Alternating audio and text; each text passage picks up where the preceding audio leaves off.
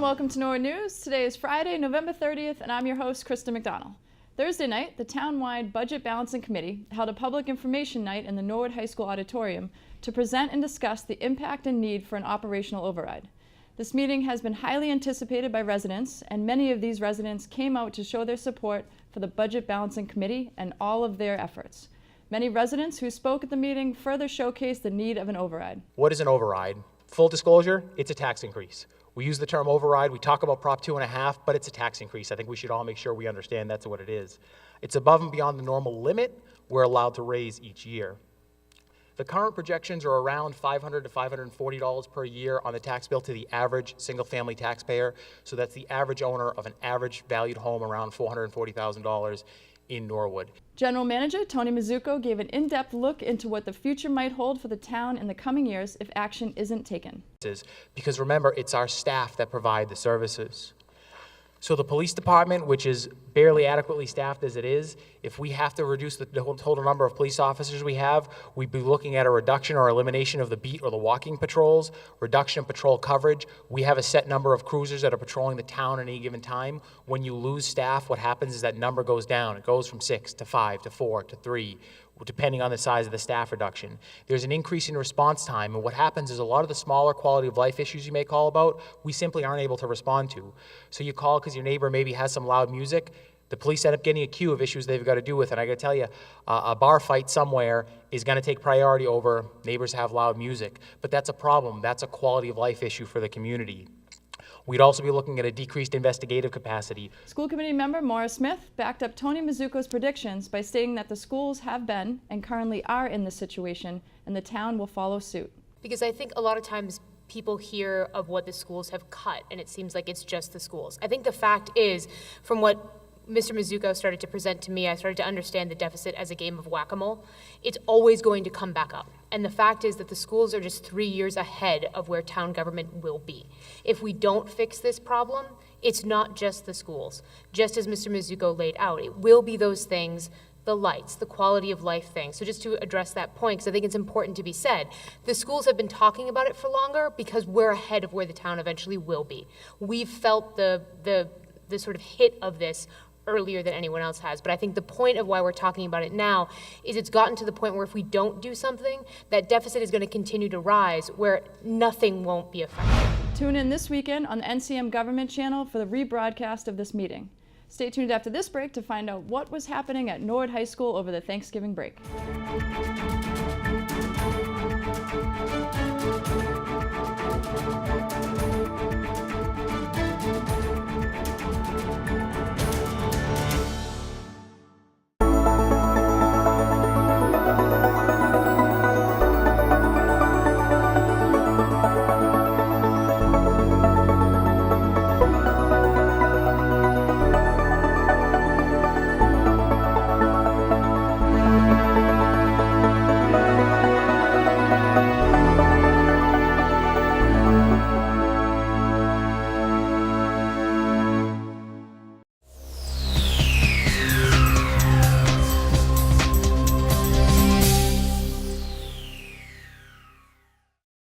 Welcome back. Last week was Alumni Weekend in Norwood, and 7 NHS classes held their reunions all across town. On Saturday, a display case at the NHS Walking Museum was dedicated in the memory of John Howard. John was a member of the class of 1934 and passed away last year at the age of 102. Family and friends attended the dedication, and John's case was filled with his personal memories from his high school years. Following the dedication, the Norwood High School Athletic Hall of Fame held its induction ceremony and welcomed its 8 newest members on Saturday afternoon. Teammates and family came together to celebrate and honor the 2018 inductees. It was an all-star lineup of 6 players, a player coach, and a coach. The committee honored the late Edward Prano, class of 43, Alicia Kelly, class of 74, Ned Brigham, class of 85, Corey Ferris Wright, class of 96, Jennifer Shin Schellencourt, class of 99, Lisa Davenport Reganini, class of 03, player coach Jim Forrest, class of 86, and coach Donna Glazier Brown, class of 76. The class of 2018 Hall of Fame inductees were each celebrated with their own highlight video covering their most notable achievements and fond memories shared from former teammates and coaches. Ned Brigham led the football, basketball, and baseball teams as a three-sport captain during his time at NHS and joins his siblings in the Hall of Fame. While it may have been a few years since he wore a Mustang jersey, he tells us about the lasting effect that his NHS memories have had on his life. I think the biggest thing that we try to instill in my kids as well is always hard work. My parents said, what you put in is what you get. And so we've always prided ourselves on how hard we worked and how much we pushed each other, my brother and my sister and all my friends. Congratulations, Ned, and thanks for sharing your memories. There is absolutely no substitute for hard work. Congratulations again to all of this year's inductees. To be considered for the class of 2019, student athletes must have graduated from Norwood High School 10 or more years ago and must have attended the school for 2 or more years. Coaches must have coached at NHS for at least 7 years and must have completed their coaching career. Any other questions can be directed to committee leaders Brian McDonough or Jack Tolman. All applications are due by April 30th, 2019. Stay tuned after this break to find out what is happening in your local government.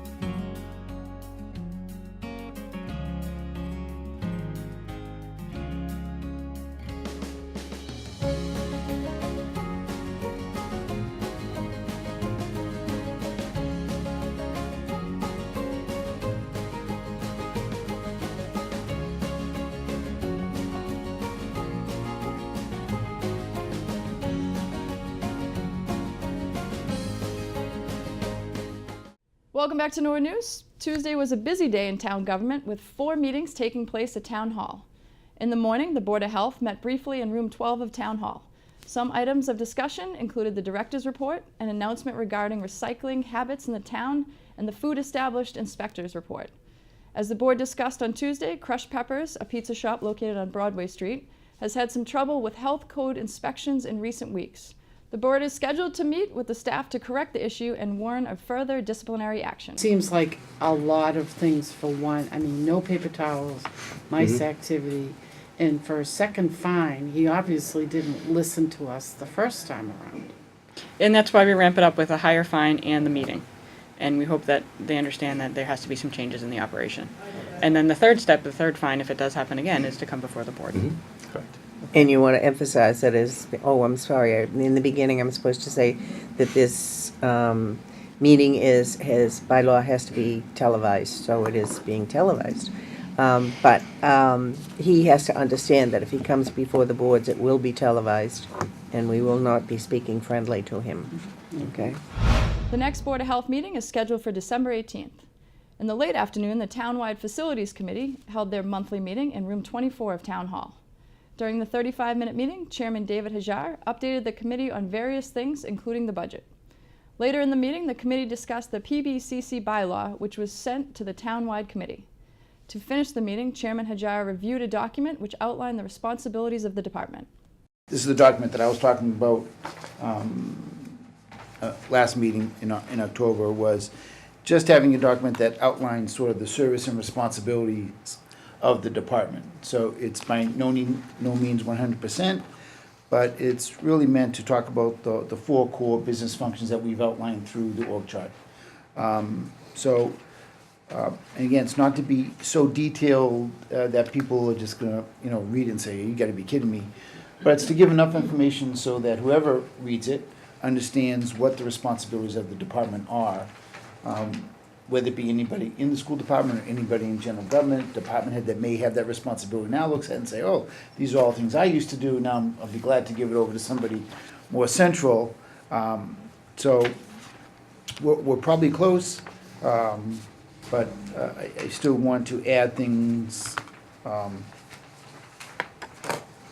that talks about landscaping and snow removal just at the facilities. That's not in this document. I want to talk about the finance aspect for that position in number 3. We talk about security and we talk about energy, which are obviously good things, but we also want to talk a little bit about finances what that position would have And that would be finances for developing, budgets by building to ensure that all the issues are being looked at appropriately and that we reviewed it with either department heads or principals, et cetera. So I do want to add a section in there. Otherwise, we're probably 85% complete with this document. I think overall, there's some good flow to it as far as, what is it that we're asking this facilities management department to do. I think it's there. The Townwide Facilities Committee will not meet in December. Their next meeting will be January 8th. The next meeting of the night was the Trails Subcommittee. The committee covered numerous topics during their hour and 40-minute meeting.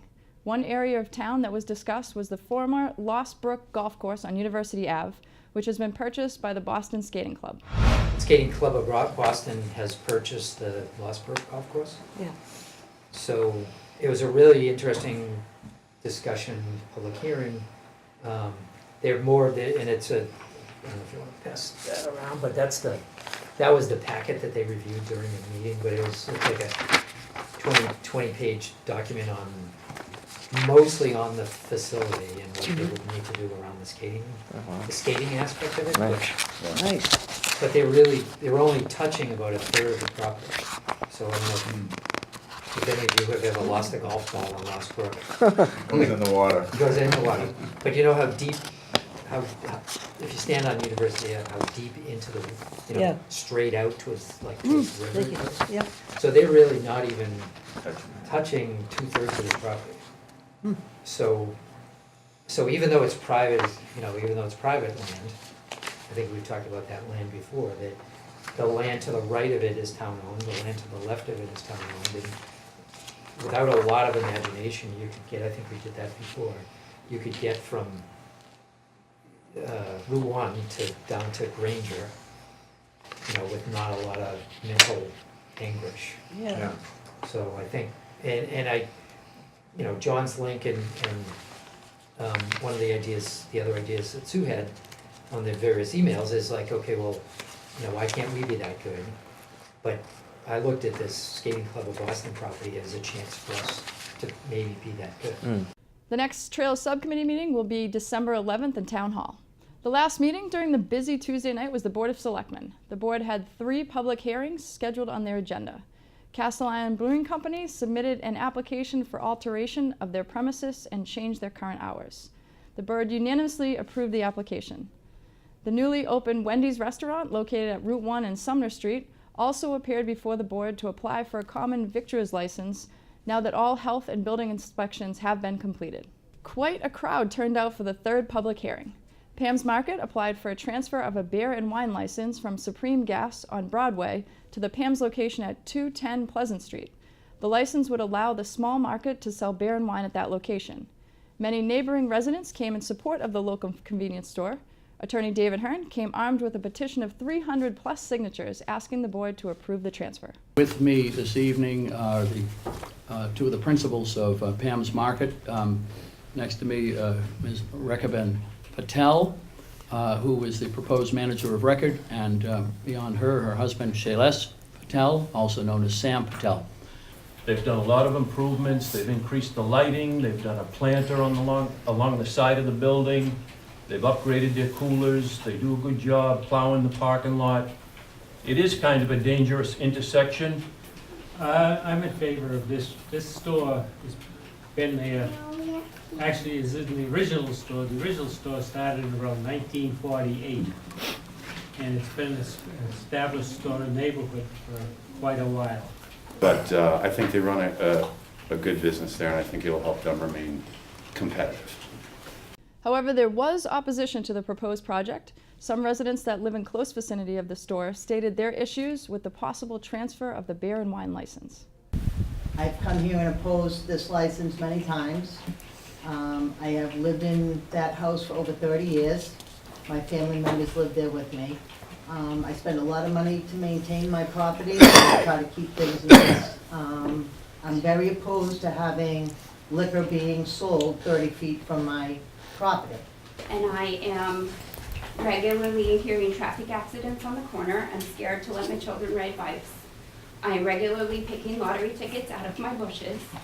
and I am appalled at the idea of Pam's selling liquor. I'm very sorry, but the idea of having that on top of the traffic accidents and the litter and everything else, I think it's a dreadful idea. And it's a tough area to have a liquor license in there. I think the town has to be very careful of where they put these liquor licenses on the main strip, Route 1, wherever they're going. And she knows there's trash, there's a lot of stuff that comes involved with parking. I'll cut the bushes back, Doug, for you personally. And, but it's a tough corner, it's a trafficy corner. I sent a few pictures to the selectmen that had a big truck in the corner blocking the intersection. It's a tough corner to have an additional liquor license in that area. So I feel for the neighborhood. On Wednesday, the school committee met in their regular meeting room at the Savage Center. The majority of the meeting covered the topic of MCAS improvement plans. Principals from all schools were in attendance, giving reports on elementary, middle school, and high school test score improvement plans. Also appearing before the committee was Mr. Tripp Rudolph, finance manager at PPG Industries. He gave the good news that the Norwood School District has received a grant in the amount of $9,500 for STEM programs across all 3 school levels. And then the most recent thing we've done is the industry grant, which Alec just mentioned, we do 1 or 2 of those a year. They're bigger grants, so they're a little bigger than the innovative classroom grants that we do. They're to support bigger, larger STEM initiatives, and we happen to get 3 great ideas from the Norwood School District. So we submitted those to a committee, and it was approved for $9,500. So we're very excited about that, and we're excited about working with Norwood in the future to get more of the innovative classroom grants through. An exciting achievement for STEM programs across the Norwood schools. A reminder that the school committee is on the move, as their next meeting will be held in the Norwood High School auditorium on December 5th. On Thursday, the Permanent Building Construction Committee met in room 11 of Town Hall. During the 2-hour meeting, a few agenda items were discussed. Mike Nee and John Racine were in attendance to discuss the updates regarding the Chapel Hill project. Other items included a secretarial invoice as well as an update on the Town Hall project. To watch complete government coverage, tune into the NCM Government channel or watch it on demand at norwoodcommunitymedia.org. Stay tuned after this break to find out what's happening in your schools.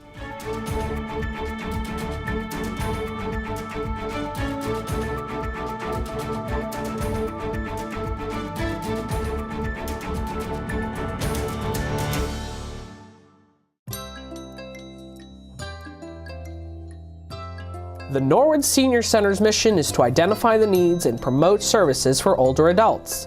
The center is open Monday through Friday, 8 a.m. to 4 p.m., and during the summer they remain open until 8 p.m. on Tuesday evenings.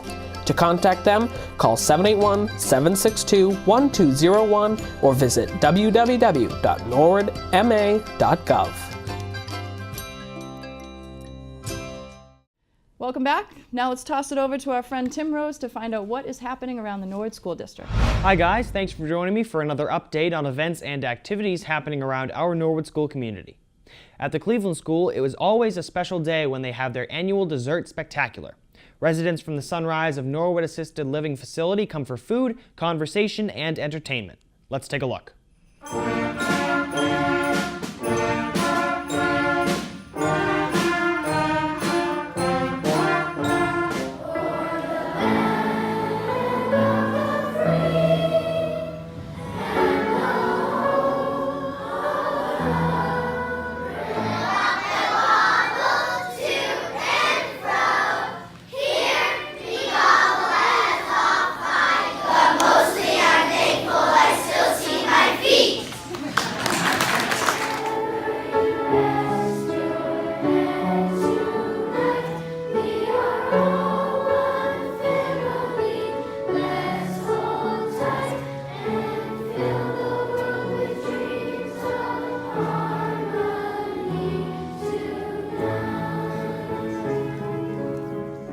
Also at the Cleveland, the picture book biography Balloons Over Broadway about puppeteer Tony Sargis inspired Mrs. Fry's second grade class to design their own balloon floats for the Macy's Day Parade.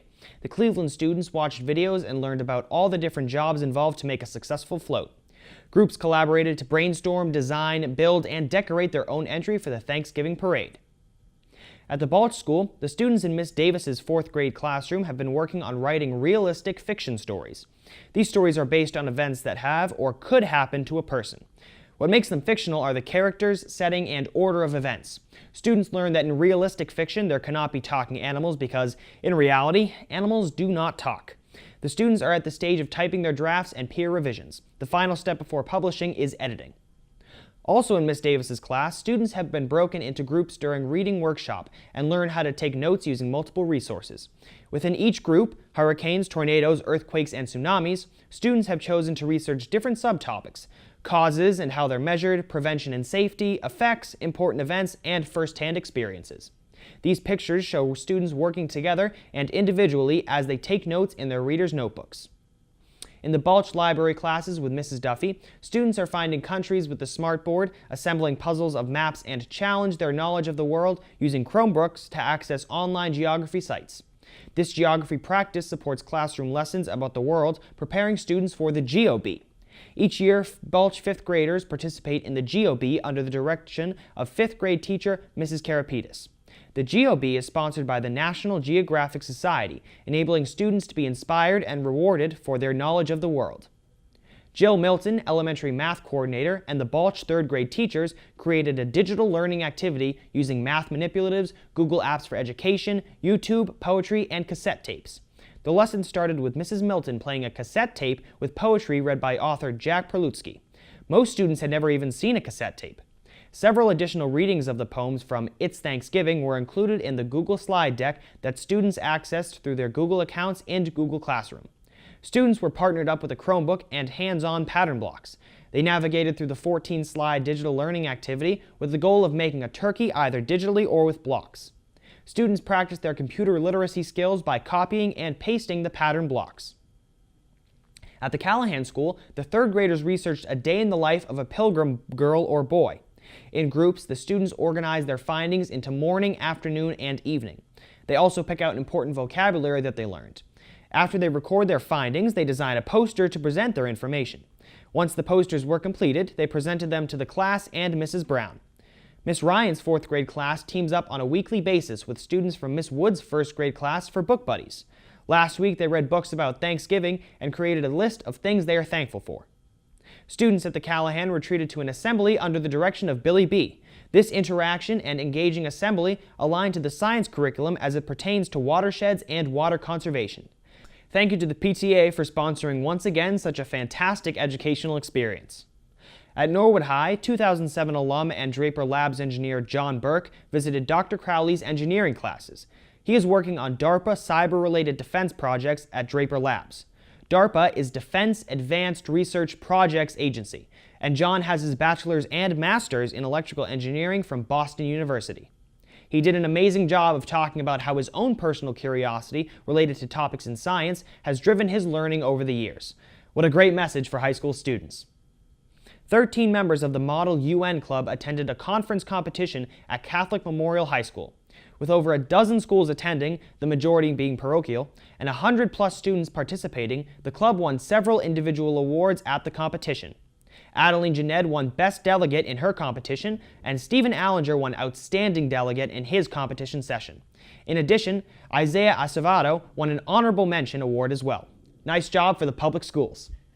At the Prescott School, the students have been participating in a variety of engaging hands-on activities this past week. In preparation for their hour of code next week, the 5th graders practiced with Spyros during the library with Mrs. Miller. The 2nd graders have been challenged to examine how to balance various weights while building their own lever and balance system. And finally, Principal Riley met with his upper grade principal's advisory this week and had great conversations around how we can continue offering Prescott kids exciting activities during the day like their school newspaper and video club. Well, that's it for school news. For more information around the district, please check the website, Facebook, and watch Norwood Community Media. As always, thanks so much for your continued support of our school community. Now let's go over to Brian Dunn with the latest sports news. Thanks, Tim. I hope everyone had a happy and safe Thanksgiving last weekend. Despite the killing elements, the Thanksgiving football game was played and NCM went live with the coverage. The Martyrs would go on to win that game by a final score of 26-6, which effectively wrapped up the fall season for the Mustangs. Congratulations to all the hard work and the fall athletes put in this year, and to the seniors, best of luck on your future endeavors. Norwood began the winter sports season on Monday with tryouts happening across all sports. Boys and girls basketball and hockey will have upcoming scrimmages in the next few weeks to prepare for the start of the season. As always, keep it right here for updates throughout the next couple of months, as we will bring you weekly recaps and live coverage throughout the season. And in other news, a familiar face made the Boston Globe Sunday paper last week. Casey Smith was recognized for her incredible senior season with the Stonehill field hockey team, capturing her third consecutive NE10 Player of the Year award. Congrats on a fantastic career and best of luck with the rest of this year. That's all for sports. Now back to the desk. Welcome back to Norwood News. As is tradition in Norwood, the community gathered at the Civic Center and the Town Common for a fun-filled holiday extravaganza. In partnership of Small Business Saturday, this event features activities for everyone, including a reindeer dash and hay rides, in the efforts to support local businesses around Norwood. Let's send it down to Katie Seastead, who has more info on all the activities that took place at this event.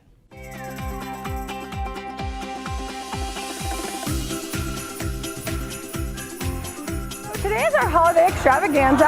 We partnered with Small Business Saturday to hopefully bring families together, not only for a recreational purpose, but also to support local businesses all around Norwood, not just downtown, but everywhere. We have a lot of small mom and pop shops that hopefully we'll be able to bring some business today for Small Business Saturday.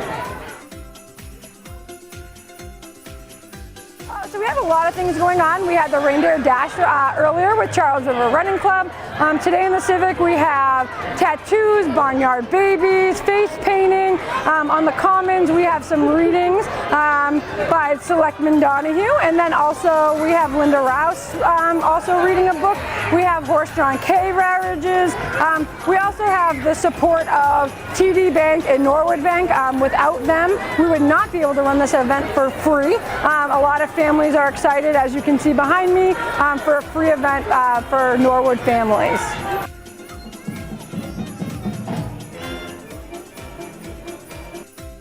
My favorite part would probably be the face painting.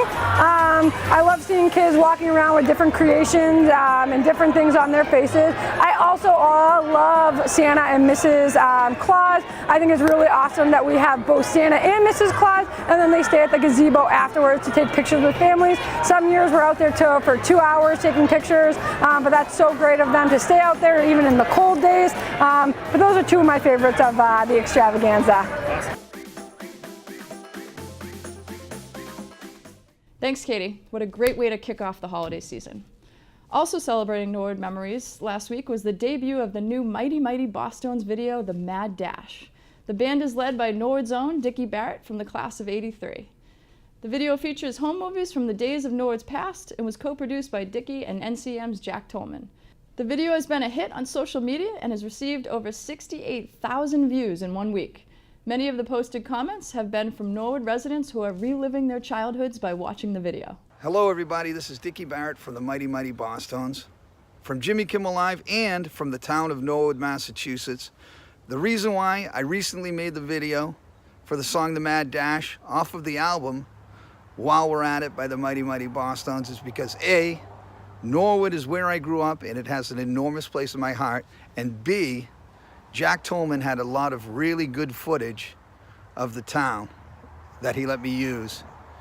And those two things combined is the main reason why the video exists. Hey everybody, take care, lots of love, and I'll see you at the Hometown Throwdown. To see the video, go to NCM's website, Facebook page, or tune into NCM. The video also is available on the Mighty Mighty Bosstones website. The band will be playing 3 nights at the House of Blues in December for their 21st annual Throwdown. Now let's take a look at some upcoming town events.